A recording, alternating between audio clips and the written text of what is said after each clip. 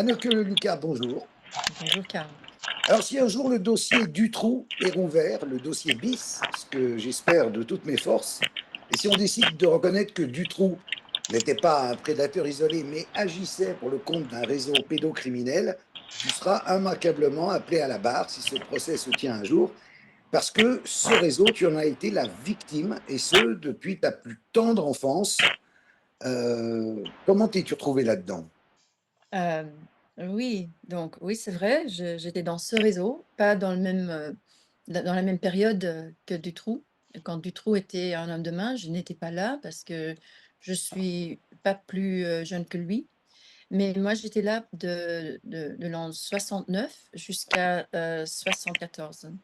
Donc j'avais 6 ans et c'est-à-dire que ma mère, bon, elle n'était pas bien, elle était seule, elle s'est mariée avec mon beau-père. On a déménagé de Bruxelles en Flandre et là, il y a une femme de ménage qui a commencé à travailler pour nous et c'est elle et son mari qui m'ont pris pour les week-ends et cetera.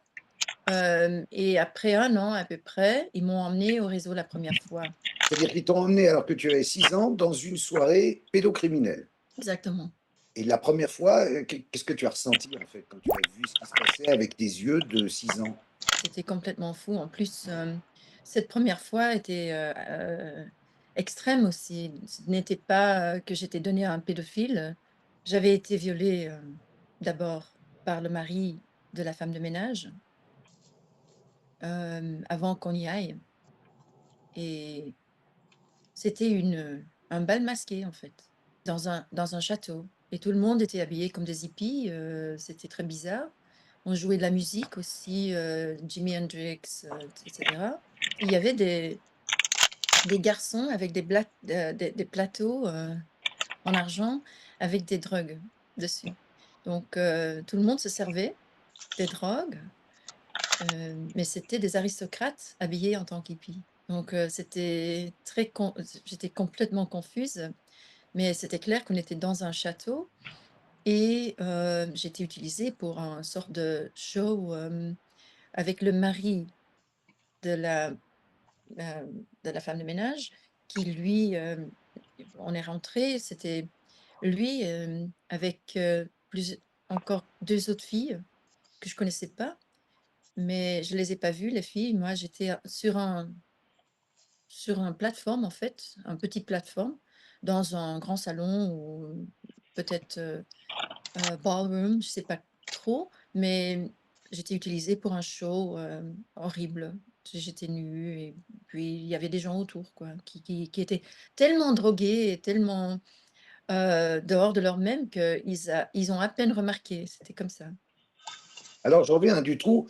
Tu as côtoyé Michel Nioul et tu as également côtoyé celui qui était au-dessus de lui, l'ancien Premier ministre belge Paul van den Boynans, qui à l'époque était ministre de la Défense. On peut en parler puisque tous les deux sont aujourd'hui décédés et qui n'ont guère payé pour ce qu'ils avaient fait, puisque Nioul n'a fait qu'un an de prison effectif. Quant à Exactement, l'autre, rien du tout. Euh, exactement.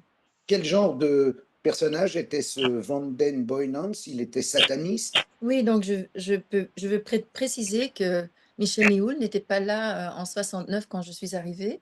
C'est, plutôt, vers les dernières années qu'il est arrivé. Donc je crois qu'il a commencé 72-73, mais il s'est très vite, infiltré, c'est-à-dire qu'il était un homme de main qui ne cessait pas de plaire quoi, aux VIP et donc il a très vite fait un nom dans le réseau, Méhoul Parce et qu'on il est pouvait lui demander tout ce qu'on voulait. C'est-à-dire, c'était quelqu'un qui était un pourvoyeur de chair fraîche, d'enfants comme toi à l'époque, ou de drogue, ou aussi qui arrangeait des coups, des contrats, des.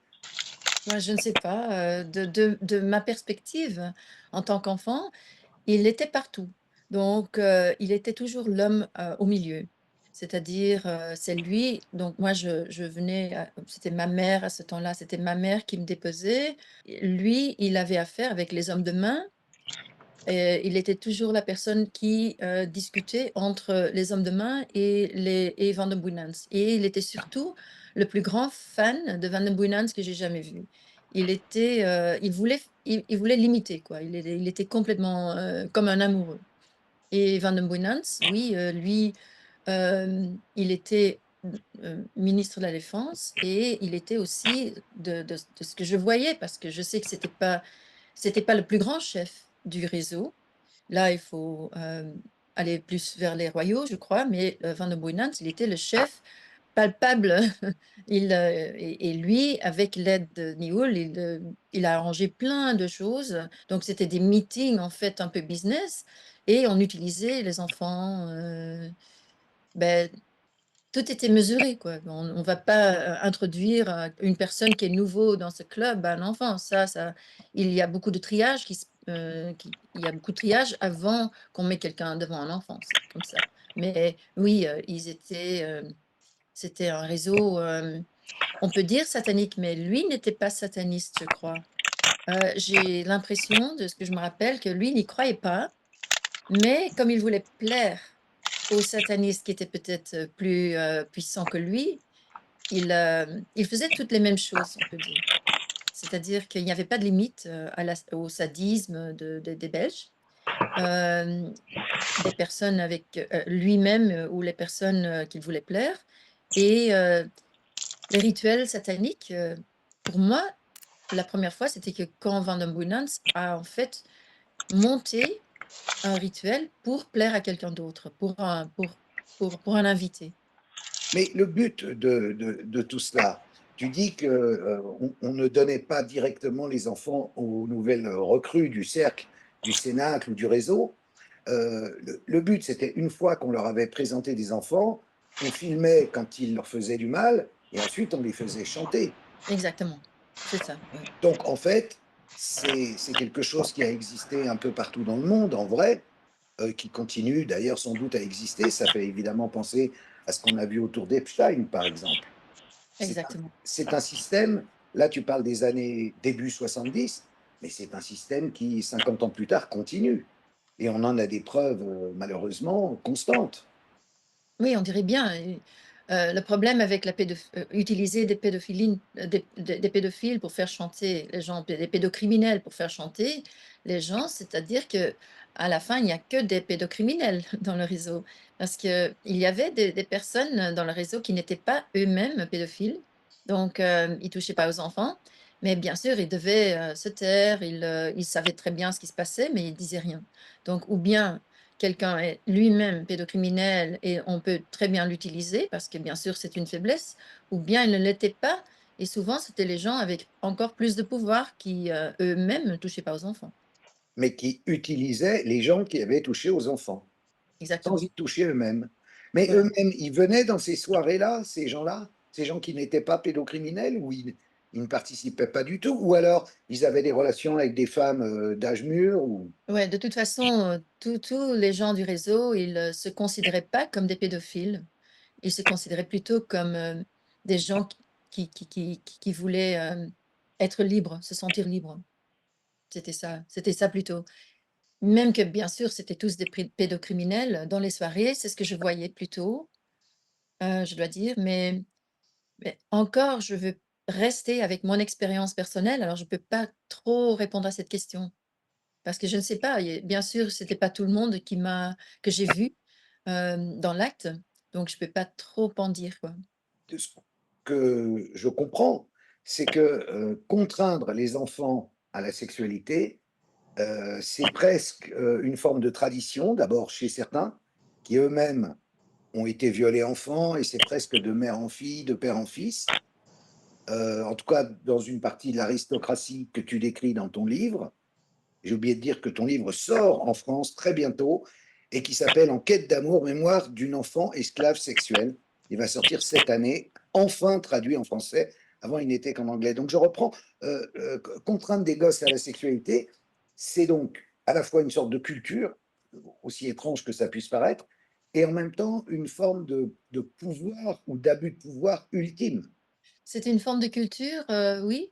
Quand on rentre dans l'aristocratie et quand on rentre vraiment dans les hautes sphères de pouvoir, oui, absolument, c'est dans la culture. C'est une culture d'abus sexuels d'enfants où, c'est considéré normal et on sent aussi, comment on essaye de pousser, de normaliser, la pédophilie finalement, la pédocriminalité. Hem, mais oui, dans les hautes sphères, c'était toujours, considéré que comme normal. Donc moi je dis, psychologiquement, c'est des gens qui ont été abusés en tant qu'enfants, qui veulent normaliser leur abus quoi, qui veulent normaliser, qui comme des enfants, protègent toujours leur abuseur et ils veulent dire que leur abuseur, ils avaient raison. Donc ils ont besoin de tout normaliser et c'est ça, de là vient la culture en fait, ça vient d'une place émotionnelle qui est, infantile quoi. Et quand tu disais que ce sont des gens qui ne sont pas forcément véritablement pédophiles, mais qui le font, c'est pour acquérir une force de surpuissance, de briser tous les tabous, d'aller au-delà de ce qui est imaginable pour se sentir vivant. C'est eux qui disent ça. Moi, je dis que ce sont tous des pédocriminels.